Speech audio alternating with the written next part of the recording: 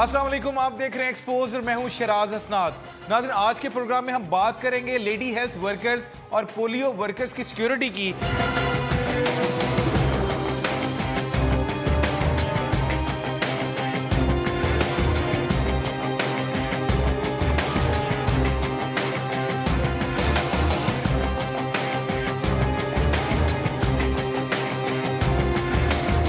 चंद रोज कबल एक वाकया पेश आया नौशहरा के इलाके बालू में।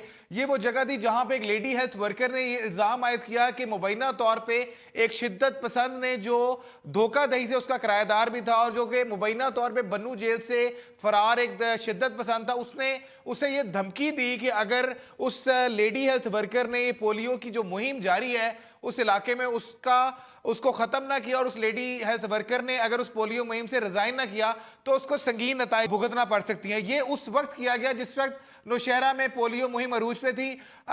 उस पोलियो वर्कर के मुताबिक उसने उस वक्त तो इनकार कर दिया और उसका यही कहना था कि मैं इस तरह की किसी भी धमकी और किसी भी बात को नहीं मानूंगी। जबकि शिद्दत पसंद जिसका नाम अजब खान बताया जाता है, अजब खान ने उसको ना सिर्फ ये धमकी दी बल्कि एक कालदम तंजीम लश्कर इस्लाम के हवाले से ये कहा कि अगर तुमने फौरी तौर पे इस पोलियो मुहिम को ख़त्म ना किया तो लश्कर इस्लाम के जो मुबैना तौर पे शिद्दत पसंद है वो तुम्हें संगीन नताइज का सामना करना पड़ सकता है।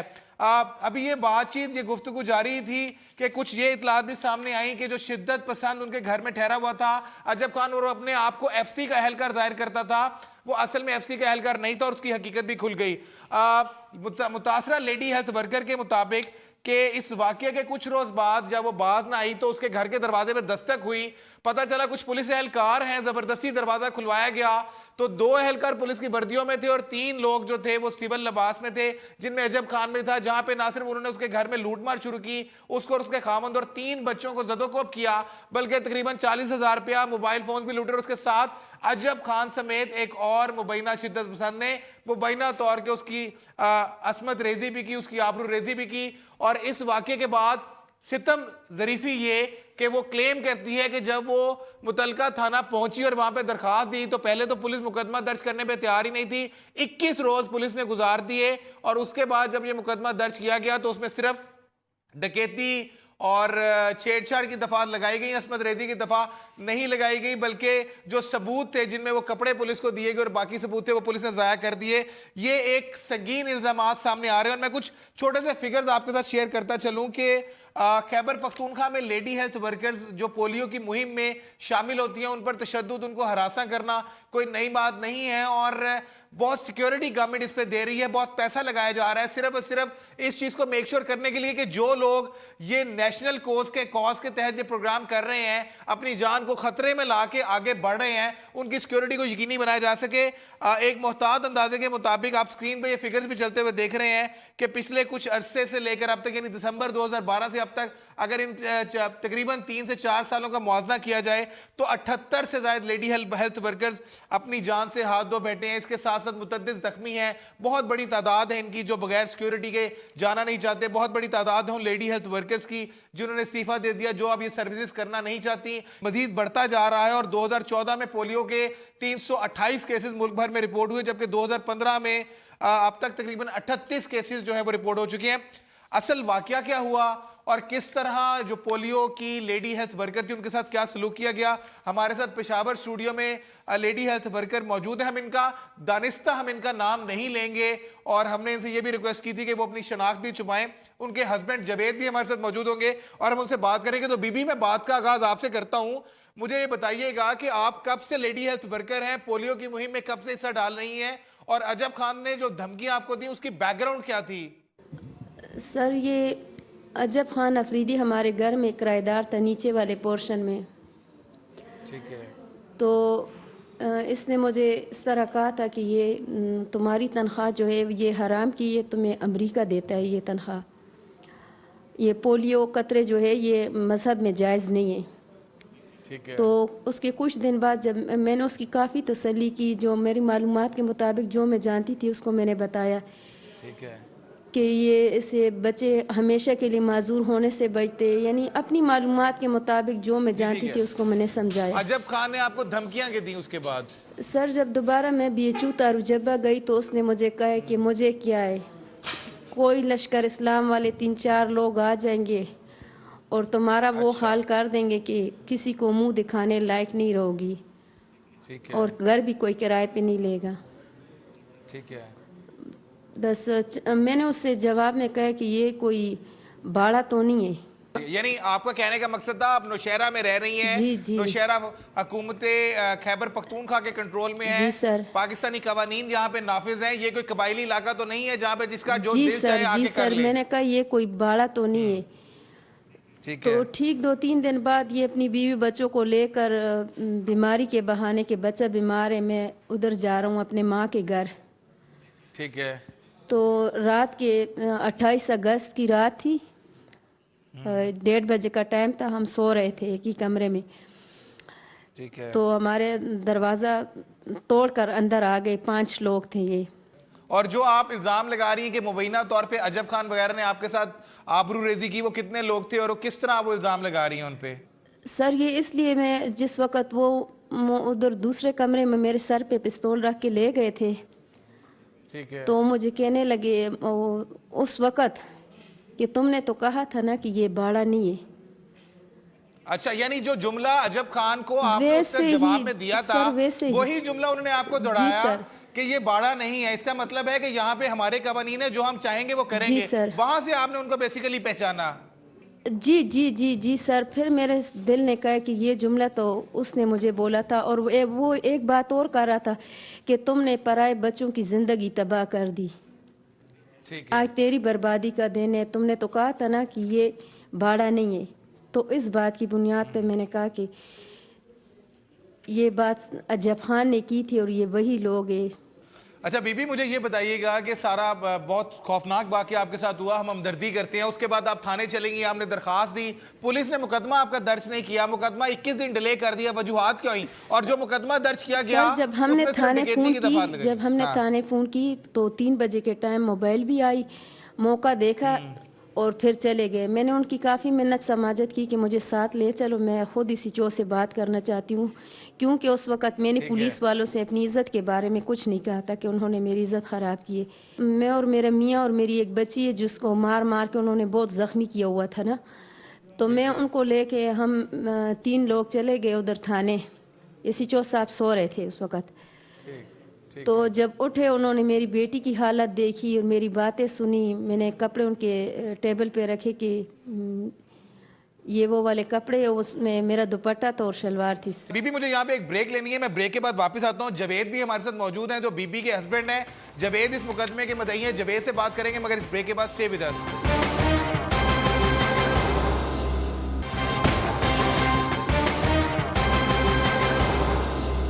Welcome back after the break. नाज़रीन, ब्रेक पे जाने से पहले हम आपको सुना रहे थे और बता रहे थे किस तरह खैबर पख्तूनख्वा में मुबैना तौर पे लेडी हेल्थ वर्कर्स के साथ क्या आबरूरेजी की जाती है, क्या सलूक किया जाता है और इन्हें किस तरह का निशाना बनाया जा रहा है।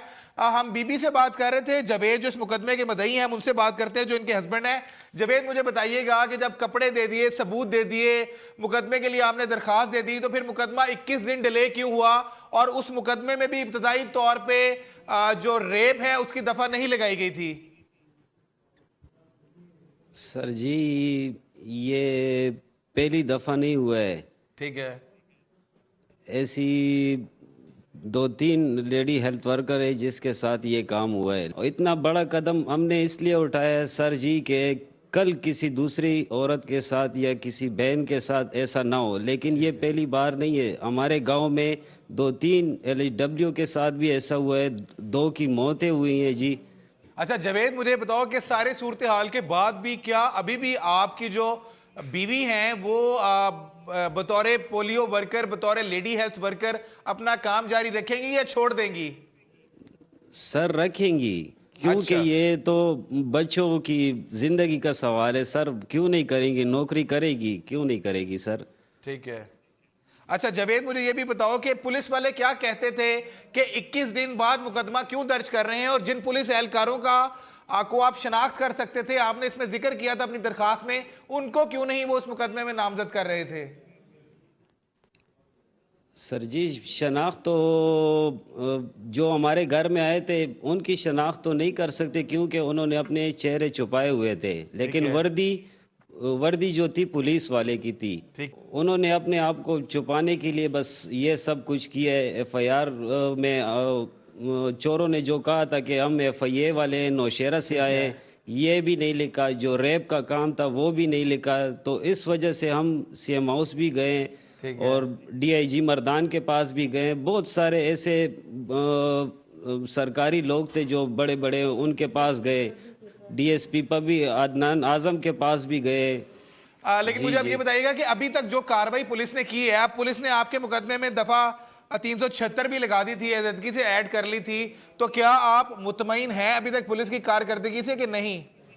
नहीं सर, मुतमईन इस वजह से नहीं हूँ कि जो पेशावर वाले पुलिस है, क्राइम ब्रांच वाले, डीआईजी साहब ने बोर्ड जो बिठाया था उसमें हम भी थे। उसने कहा है कि तुम अकबरपुरा पुलिस पर एतमाद करते हो या क्राइम ब्रांच वालों पर। मैंने कहा है सर, अकबरपुरा पुलिस वालों को ये काम ना दे, पेशावर वाले को दे दे तो ये सही होगा। लेकिन उन्होंने फिर भी ये काम जो है उनको दे दिया है। ठीक है। तो उन्होंने पहले भी हमारे साथ इतनी ज्यादती की है, उसके बाद भी उन्होंने ज्यादती कर ली है सर। ठीक है। अच्छा, मैं करी वैसे प्रोग्राम में आपको खुशामदीद कहता हूं। आप डीपीओ नौशहरा हैं, सारा वाकया आपके सामने है। पुलिस ने एक प्रेस रिलीज भी जारी की जिसमें क्लेम यही किया कि ये सारे एलिगेशन जो लगाए जा रहे हैं वो झूठे हैं और असल मामला जो था वो डकैती जरूर हुई थी जिसका मुकदमा दर्ज कर लिया गया। एक और अहम चीज भी आपने उसमें लिखी कि जब अजब खान की जो सीडीआर निकाली गई तो अजब खान मौके पे ना पाया गया था। तो जरा थोड़ा सा हमारे नाज़रीन को आप खुद इसकी तफसीलात से आगाह कीजिएगा कि असल मामला आपके नजदीक है क्या? जी, दरअसल मैं क्योंकि हाल ही में जहाँ पे मैंने चार्ज संभाला, कल मेरे पास फर्स्ट टाइम तशरीफ लाई है और उन्होंने अपनी पूरी कहानी जो है बयान की है। इसमें यहाँ मैं बताता चलूँ कि इसके फौरन बाद, इनकी आमद के फौरन बाद जो है वो एसटी इन्वेस्टिगेशन और जो मुतलका डीएसपी है जो कि इन्वेस्टिगेशन जो अकबरपुरा के ओडब्लाई की वो मॉनिटर करता है, उनके साथ मैंने मीटिंग होल्ड की और केस फाइल जो है दरअसल जो कि कोर्ट के अंदर पेश होती है उसके मुताबिक जो फैक्ट्स मुझे इसके बारे में पता चले उसमें जो ऑन रिकॉर्ड है उसमें पुलिस ने अपनी ड्यूटी जो है वक्त, कानून और इंसाफ के मुताबिक की। लेकिन इसमें अहम बात यह है कि पुलिस की मालाफायरी तब होती है जब पुलिस ने जो है वो उसकी एफआईआर दर्ज ना की हो। ठीक है। या उसके मुताबिक 156 की जो इंक्वायरी सीआरपीसी 1898 के तहत जो इंक्वायरी होती है वो भी कंप्लीट की गई। ठीक है। इसके बाद क्योंकि इसमें 20 दिन का लैप्स आया जी कि उसने एतराज किया कंप्लेनेंट ने कि दरअसल इसमें उन्हें जो है क्योंकि रेप का निशाना भी बनाया गया है, तो 20 दिन बाद या 25 दिन बाद जो है वो इसमें 376 पीटीसी का दफा भी ऐड कर दिया गया। अच्छा, कारी साहब, मैं यहाँ पे कारी वाइस साहब एक छोटी सी चीज ये पूछना चाह रहा हूँ कि बिल्कुल आपने सारे मामले को रीओपन किया, चेक करें। एक तो ये कि उसका जो खामद है, जो मुकदमे का मदई है जावेद, वो तो बिल्कुल ट्रस्ट डेफिसिट शो कर रहा है आप लोगों के ऊपर और विलिंग ही नहीं है कि ये अकबरपुरा पुलिस या नौशहरा पुलिस इस मुकदमे को री इन्वेस्टिगेट करे या री इंक्वायर करे। दूसरा, मैं ये कहना चाह रहा हूं कि खातून जो इल्जाम आयद कर रही थी कि 21 दिन तक वो पुलिस के पास जाती रही है, मुकदमे में डिले जो आया है वो पुलिस की वजह से आया है। जी, दरअसल जब जो एडिशन हुआ है 376 पीटीसी का, तो उसके बाद पुलिस ने ये ऑन रिकॉर्ड ऑन फाइल ये लिखा है कि मेडिकल रिपोर्ट कराने के लिए जो है उनसे रब्ता किया गया, तो उन्होंने इस पे इनकार किया। फिर 164 की जो स्टेटमेंट होती है जो अदालत के अंदर बयान होता है उससे भी जो है उन्होंने पहले सही की। लेकिन मैं यहाँ पे एक बड़ी अहम चीज बताता चलूं, मेरा कोई मकसद यहाँ पे ये वजाहत देना नहीं है कि दरअसल कौन सच्चा है कौन झूठा है। इन्होंने हाईएस्ट फोरम के ऊपर बेसिकली कल की डेट के अंदर जनाब आईजीपी खैबर पख्तूनख्वा जनाब नासिर खान दुरानी साहब के हुक्म से जो क्राइम ब्रांच है, जो सीपीओ का हाईएस्ट फोरम है, उनके ऊपर दोबारा इस केस को खुद जो है वो इसको रीविजिट किए जा रहे हैं। तो इसमें मैंने इनको भी यकीन दिलाया है कि जिस as per law, as per जो इंसाफ के जो कानून के तकाजे पूरे किए जाएंगे। कारी भाई साहब, आखिर में ये पूछना चाहूंगा कि अजब खान के बारे में एक खातून इल्जाम आयद कर रही है कि वो एफसी एहलकार के बेस में उनके घर रहता रहा है। दरअसल ये बन्नू जेल से भागा वो शिद्दत पसंद है। आपकी जो पुलिस की ऑफिशियल प्रेस रिलीज जो इशू हुई 22 तारीख को, जब ये मामला थोड़ा सा हाईलाइट हुआ, तो उसमें आप लोग क्लेम कर रहे हैं कि सीडीआर के मुताबिक नामजद मुलजिम जो है वो जाए वकूआ पर ना था, बल्कि वो थाना बन्नू टाउनशिप में संगीन दफात के तहत मुकदमा दर्ज है, जाके मुलजिम जेल में और मुकदमा जेर समात है। ये थोड़ी सी तफसीलात में आगे कीजिएगा। मुझे ये कंफ्यूजन में लग रहा है मामला, समझ नहीं आ रहा। अगर वो जाए वकूआ पे मौजूद था तो फिर सीडीआर के तहत वो कहां पे था? इनफैक्ट ये कॉल डेटा रिकॉर्ड की जब बात की गई तो इसमें असल में जिस दिन इन्होंने वकूआ जिक्र किया है जी। उस डेट में वो मुल्ज़म जो है बेसिकली वो लाहौर या पिंडी के दरमियान और टाइमिंग भी सेम थी, बिकॉज वो अलेज कर रही है रात 1:30 से 2:30 का टाइम, और साथ वो कह रही है कि जब सीडीआर का डाटा लिया गया है तो वो अगले दिन का लिया गया है। तो अगर आप मानसेरा से आपने पिंडी आना हो तो 2-2.5 घंटे लगते हैं, लाहौर जाना हो तो 4 घंटे और ऐड कर लें।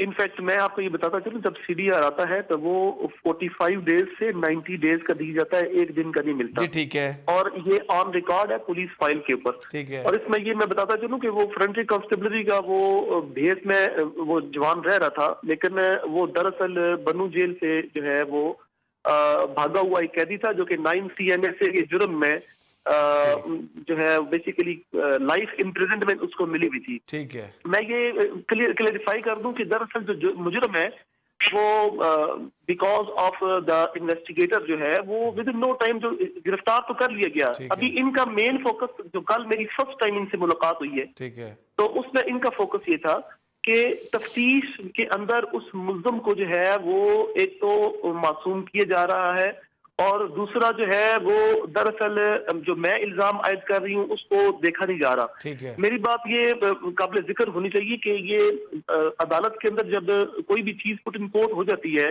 तो वो अदालत एविडेंस के मुताबिक फैसला करती है।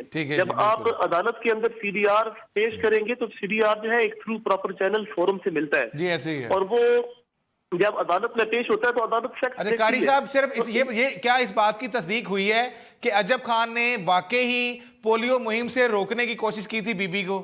जो पुलिस केस फाइल है इस बारे में कोई भी मुल्ज़म ने या इनकी तरफ से कोई ऐसी बात लिखी नहीं गई, लेकिन बाद में क्योंकि इन्होंने इस चीज को टेकअप किया है, इसी चीज को टेकअप करने के बाद जो है क्राइम ब्रांच सीपीओ जो है इसको बारीक बीनी से भी देख रहे हैं। ना कितनी इंपॉर्टेंट चीज है जो पुलिस ने मिस की है, और मेरा ख्याल है कि जहां से इस मुकदमे की बेस शुरू हुई, अगर उसी को इंटेरोगेट नहीं किया गया तो पीछे कुछ नहीं रहता। यानी कारी भाई साहब बहुत बहुत शुक्रिया। नाज़रीन आपने बातें सुनी डीपीओ नौशहरा की, और उनका यही कहना था कि आईजी केपीके ने जो बहुत दावे करते हैं कि खैबर पख्तूनख्वा में मॉडल पुलिसिंग का निज़ाम आ गया है। अनफॉर्चुनेटली ये जो एफआईआर है ये उन दावों के बिल्कुल बरक्स है, मदैया के दावों के बिल्कुल बरक्स है, और जो वो दावे कर रही है वो इसमें मेंशन नहीं है। डीपीओ ने जो ये भी बात का कन्फेस किया कि अभी तक जो कॉज ऑफ इंसिडेंट था, यानी आया इनको धमकियां दी गई पोलियो मुहिम से रोकने की या नहीं, इसका उन्हें मालूम ही नहीं है। इससे आप अंदाजा कर सकते हैं कि कितनी एफिशिएंसी इस केस की इन्वेस्टिगेशन जो है वो की गई। बट नहीं हो, यहाँ पे हमें ब्रेक लेनी है, ब्रेक के बाद वापस आएंगे और हम चलेंगे केपी के गवर्नमेंट के मौकफ की तरफ भी, और आपको बताएंगे कि केपी के गवर्नमेंट इस पर क्या कहती है, जबकि जो स्टूडियो में हमारे गेस्ट मौजूद है उनसे भी बातचीत का सिलसिला जारी रखेंगे। Will be right back after a short break.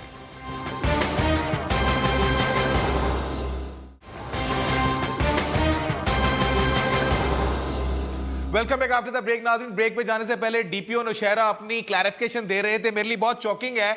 IG KP के नासिर खान दुरानी को मैं बहुत जाती तौर पे पुराना जानता हूं, और जो मॉडल पुलिसिंग क्लेम करते हैं अनफॉर्चुनेटली ये एफआईआर बिल्कुल उसकी नफी है। इस एफआईआर में जिस तरह मुदैया क्लेम कर रही है, जिस तरह विक्टिम क्लेम कर रही है, उसके कानूनी तकाजे पूरे नहीं किए गए, बल्कि अनफॉर्चुनेटली जो कॉज ऑफ इंसिडेंट बना, यानी वो थ्रेट जो अजब खान ने दी उस लेडी हेल्थ वर्कर को कि वो पोलियो मुहिम का हिस्सा ना बने, उस हवाले से पुलिस ने इंटेरोगेट ही नहीं किया कि आया वो थ्रेट दी गई या नहीं दी गई। इससे आप अंदाजा कर सकते हैं कि किस तरह खैबर पख्तूनख्वा में भी पुलिस जो है वो लोगों का इस्तेसाल कर रही है। वहां पे जो मॉडल पुलिसिंग और पुलिस में रिफॉर्म्स की बातें की जा रही हैं, इस एफआईआर के मुताबिक उसमें कोई हकीकत नहीं रखते, कोई दावों में सच्चाई नजर नहीं आती।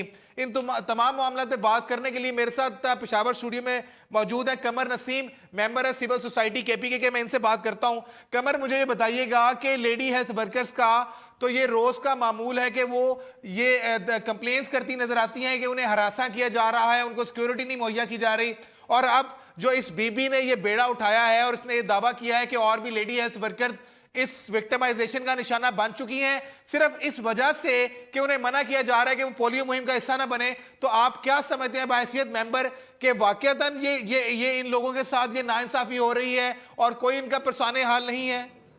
बिल्कुल जी, इसके अंदर बिल्कुल हकीकत है, क्योंकि अगर आप खैबर पख्तूनख्वा के अंदर देख लें तो जो पोलियो के हवाले से जो रेजिस्टेंस और रिफ्यूज़ल हमें मिलती है, और उस हवाले से जो पोलियो की जो कैंपेन में जो ख़वातीन मुलव्वस हैं उनको आए रोज़ जो है वो हरासानी का सबब जो है वो यानी बाइस जो है वो बनना पड़ता है और उनको ये सहना पड़ता है। Sexual harassment at work place 2010 के तहत जो कमेटियाँ कायम की जानी थी सरकारी इदारों में और हेल्थ डिपार्टमेंट में, आज तक वो कमेटियाँ कायम नहीं है, ना ही कोई ऐसा कंप्लेंट मैकेनिज़्म सेहत के अंदर या पोलियो वर्कर्स जो प्रोग्राम है उसके अंदर, और या फिर जो UN के इदारे हैं उनके अंदर कोई ऐसा सिस्टम अभी तक मुतारिफ नहीं कराया गया कि जो लेडी हेल्थ वर्कर्स को फील्ड में किसी किस्म की कोई भी धमकियां मिले तो उन्हें बर वक्त वो इन इदारों तक रिपोर्ट कर सकें। और खैबर पख्तूनख्वा के अंदर जो है बेतहाशा जो है आप वाक़यात आए रोज़ रिपोर्ट होते रहते हैं। बहुत सारी हमारी जो बहनें थी, जो लेडी हेल्थ वर्कर्स थी, वो अपने काम की वजह से अपनी जान से आए दिन वो जाती रहती हैं, और इस खातून के इलाके में भी कोई लेडी हेल्थ वर्कर्स के खिलाफ ये कोई पहला जुर्म नहीं है। इस किस्म के वाक़यात इस इलाके में पहले भी रिपोर्ट होते रहे हैं जी। अच्छा कमर, मुझे सिर्फ इस पर्टिकुलर केस के हवाले से अगर हम बात करें तो आप समझते हैं कि इस केस में कानून ने इंसाफ के तकाजे पूरे किए हैं?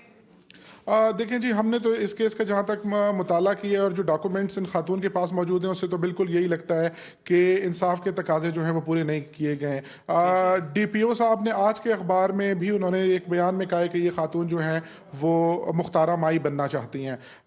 DPO साहब से गुजारिश ये है कि मुख्तारा माई बनना पाकिस्तान में और कानूनन कोई जुर्म नहीं है। मुख्तारा माई एक आवाज़ का नाम है और जो जुल्म के खिलाफ उठने वाली एक आवाज़ का नाम है, और आप ऐसे हालात ना पैदा करें कि पाकिस्तान में ज़्यादा मुख्तारा माइयां जो है वो पैदा हो। ठीक है। अच्छा कमर नसीम साहब लाइन पे रहिएगा। आप तागनी साहब, ये जो मामला हो रहा है, जो लेडी हेल्थ वर्कर्स एलिगेशंस लगा रही हैं कि उन्हें एक तो रोका जा रहा है पोलियो कैंपेन का हिस्सा ना बनने से, और साथ साथ अगर वो बाज नहीं आते तो जो शिद्दत पसंद अनासर हैं वो पुलिस के साथ मिली भगत करके उन्हें मुबैना तौर पे असमत रेजी कर रहे हैं, उनको धमकियां दी जा रही हैं। इसमें किस हद तक रियलिटी है? बिल्कुल, इसमें कोई सदाकत नहीं है और किसी किस्म का ऐसा कोई इंसिडेंस हुआ नहीं है हमारे सूबे में, और ना किसी पोलियो वर्कर को किसी ने रोका, बल्कि पुलिस तो उन्हें फैसिलिटेट कर रही है। जब भी कैंपेन शुरू होती है तो बाकायदा उसके लिए एक प्लान बनाया जाता है और पुलिस की भारी नफरी उनके साथ जाती है। चलिए, असमत रेजी का मामला अगर साइड पे भी कर लिया जाए तो जो असल मामला था वो ये था कि जो इन्हें धमकियां दी गई, और ये चीज उन्होंने पुलिस को भी बताई, मगर पुलिस ने इसके ऊपर कोई इंटेरोगेट नहीं किया। DPO भी ये कहते हैं कि मैं इससे लाइलम हूं। तो अगर धमकियां दी जा रही हैं तो फिर किस तरह का प्रोटेक्शन है इन लेडी हेल्थ वर्कर्स को? देखिए, हमारी जो इतलात है वो ये है कि 28 अगस्त का ये कोई इंसिडेंस बता रही है जी।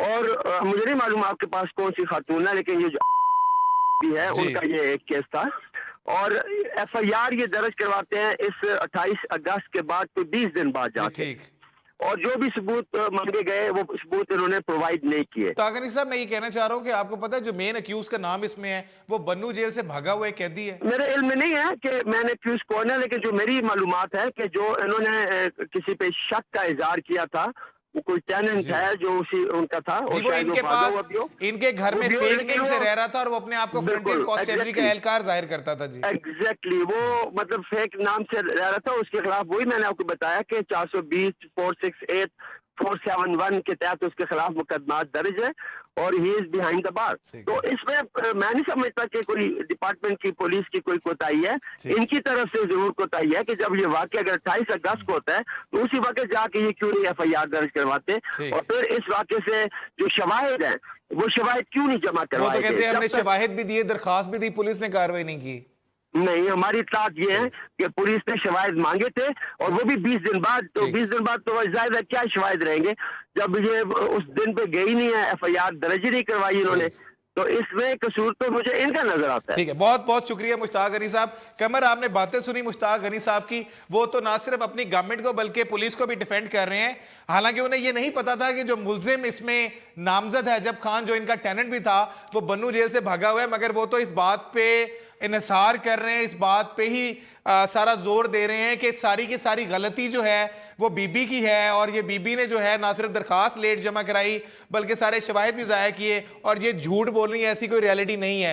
तो एक तरफ आप लोग हैं जिन्होंने इस चीज को वेरीफाई किया, मेरी बात सुन लें, और दूसरी तरफ आप लोग हैं, ह्यूमन राइट्स की दीगर NGOs हैं, हुकूमत की अपनी जो खवातीन के हवाले से तंजीमें बनी हुई हैं वो इस पे काम कर रही हैं, and they are working on it and they are getting some major in fact proof of that case as well तो गवर्नमेंट खुद अपने एलिगेशंस अपनी तंजीमों के खिलाफ जा रही है, वो तो मान ही नहीं इस केस को, इस पे क्या कहते हैं? देखें जी, बहुत इंटरेस्टिंग बात है। पाकिस्तान के अंदर आप हिस्ट्री उठाकर देख लें, जब भी कोई खातून रेप का यानी जिक्र करती है और जब वो रेप के केस दर्ज करवाने के लिए जाती है तो हमेशा उसे झूठा करार दिया जाता है। ये कोई नया वाकया जो है नहीं है। मैं मुश्ताक गनी साहब ने बार बार कहा कि उनकी इत्तलात के मुताबिक तो उनकी इत्तलात बिल्कुल गलत हैं, क्योंकि अगर आप ये देखा जाए तो आप ये देखें कि चलें अस्मत आरा हम मान लेते हैं कि शायद झूठ बोल रही हो, इसका फैसला तो या दुनिया की अदालत में होगा और या आखिरत की अदालत में होगा, लेकिन जो खवातीन मारी गई हैं, जो लेडी हेल्थ वर्कर मारी गई हैं और जो आए रोज मारी जाती हैं, जिनको अखबार में रिपोर्ट भी किया जाता है, तो क्या वो झूठ मूठ मारी जाती हैं? क्या वो भी झूठ मूठ मर जाया करती हैं?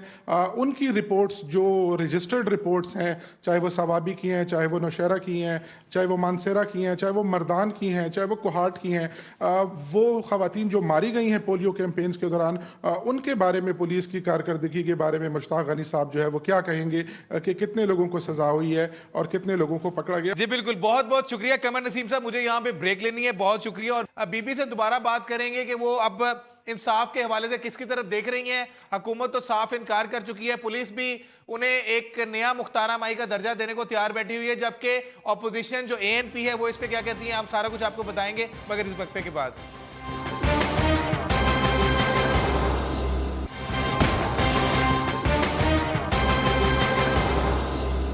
Welcome back after the break. नाज़रीन, ब्रेक पे जाने से पहले हमने आपको सुनाया कि मुश्ताक गनी जो KPK के इंफॉर्मेशन एडवाइजर हैं वो इस पे क्या कहते हैं। वो तो इस मामले को मानने के लिए तैयार ही नहीं है और उनका यही कहना है कि पोलियो वर्कर्स के हवाले से जो इकदामात इस गवर्नमेंट ने किए वो इससे पहले नहीं किए गए।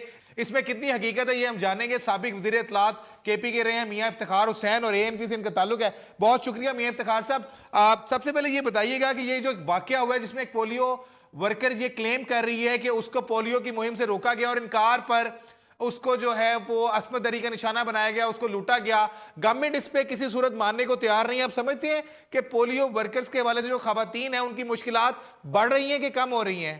ऐसा है कि सबसे पहले तो तहकीकात जरूर होनी चाहिए, यानी FIR तो है, वो तो दर्ज हुआ, चाहे इस पे किसी का एतराज हो कि सच है झूठ है, लेकिन तहकीक इसलिए होनी चाहिए कि अब इस केस की नोयत कुछ अजीब सी बन गई, तो तहकीक के बाद बात की जा सकती है। अगर मैं अब अपनी राय दूं तो ये तो मुनासिब नहीं होगा। हम तो इंसाफ की बात करेंगे और इंसाफ हर कीमत पे होनी चाहिए, और सूबाई हुकूमत से भी और पुलिस डिपार्टमेंट से भी यही हमारी यानी दरख्वास्त होगी कि वो इंसाफ के तकाजे पूरे करे, और अगर इनके साथ ज्यादती हुई है तो इसका अजाला जरूर होना चाहिए, लेकिन तहकीक के बगैर मैं तो खुद भी बात नहीं कर सकता और हुकूमत भी इस पोजीशन में नहीं होगी। लेकिन जो मुद्दई है यानी जिस का FIR है वो खुद जो कुछ कह रही है, तो उस हवाले से जरूर हुकूमत को नोटिस लेना चाहिए कि यानी दूध का दूध और पानी का पानी हो। अच्छा मियाँ इफ्तिखार साहब, ये भी बताइएगा कि इन पोलियो वर्कर्स की बहुत एक मेजर डिमांड रही कि इन्हें जो है वो फूल प्रूफ सिक्योरिटी प्रोवाइड की जा सके। हमने कई दफा माजी में ये देखा कि कई दफा पोलियो कैंपेन जो है वो तखीर का शिकार हुई क्योंकि या पुलिस नहीं पहुंच सकी थी या FC नहीं पहुंच सकी थी, या मेजोरिटी खवातीन ने जब इन्हें थ्रेट किया गया, माजी में ऐसे वाकया सामने आए आपकी गवर्नमेंट में भी मौजूदा गवर्नमेंट में भी, तो इन्होंने पोलियो कैंपेन का हिस्सा बनने से इनकार कर दिया। तो जो इनकी सिक्योरिटी है उस पर एक बहुत बड़ा क्वेश्चन मार्क है, क्या कहते हैं आप इस पे? नहीं, प्रोटेक्शन तो हर एक को देनी चाहिए, यानी हुकूमत की जिम्मेदारी है कि वो यानी ये शहरी का बुनियादी हक है कि हुकूमत उसको प्रोटेक्ट करे। पोलियो के हवाले से तो बड़े खतरे हैं, वो तो सीधी सी बात है कि अगर पुलिस ड्यूटी दे तो पुलिस खतरे में पड़ जाती है, फौज ड्यूटी दे तो फौज खतरे में पड़ जाती है, जो ड्रग्स लेके पिलाने के लिए जाते हैं तो वो खतरे में पड़ जाते हैं। ये तो एक इंटरनेशनल इशू है और ये हम समझते हैं कि पाकिस्तान के खिलाफ एक बड़ी साजिश है कि सारी दुनिया में पोलियो के अगर यहाँ पे असरात हैं तो दुनिया पे हम पे दरवाजे बंद कर देंगे कि आप यहाँ पे यानी तशरीफ नहीं लाएंगे, पाकिस्तान से बाहर आएंगे तो पोलियो फैल जाएगा। तो ये पाकिस्तान को महदूद करने के खिलाफ एक बड़ी साजिश है जो यहाँ पे हमारे लोगों को मारा जा रहा है और पोलियो के ड्रग्स को रोका जा रहा है। तो ये तो इनके वर्करों को तो यानी बड़े पैमाने पर प्रोटेक्ट करना चाहिए। और मैं समझता हूँ कि जब लेडी हेल्थ वर्कर हो तो हमारे माशरे में मर्द को किसी हद तक तो प्रोटेक्शन मिल ही जाती है, लेकिन औरत को तो प्रोटेक्शन देना बहुत लाजमी है। तो इस इशू पे बिल्कुल मैं ये जरूर कहूंगा कि उसके साथ इंसाफ हो, उसको प्रोटेक्शन दी जाए। अगर उसमें उसके वो जो बयान दे रही है अगर इसमें सच्चाई है तो वो इंसाफ के तकाजे पूरे किए जाए। अगर उसमें सच्चाई नहीं है तो फिर भी तहकीक के बाद पता चलेगा, तो तहकीक हो और उनको इंसाफ दिया जाए। जी बहुत बहुत शुक्रिया मियां इफ्तिखार हुसैन, साबिक इंफॉर्मेशन मिनिस्टर केपी के अपना पॉइंट ऑफ व्यू, अपनी पार्टी का पॉइंट ऑफ व्यू इस पे दे रहे थे। मैं दोबारा चलूंगा बीबी की तरफ। अच्छा बीबी, मुझे बताइएगा कि आप सरकारी मुलाजम हैं, गवर्नमेंट ऑफ केपी के तो बिल्कुल इनकारी है, वो तो कह रहे हैं कि उस दौरान कोई कैंपेन भी नहीं चल रही थी। सर, जब हमारे साथ कोई वाकया होता है तो तब भी हमें ये डराया धमकाया जाता है कि नौकरी से निकाल देंगे। तो नौकरी क्या, हमें तो दुनिया से निकालने की धमकियां मिलती है, लेकिन हमने हिम्मत नहीं हारी।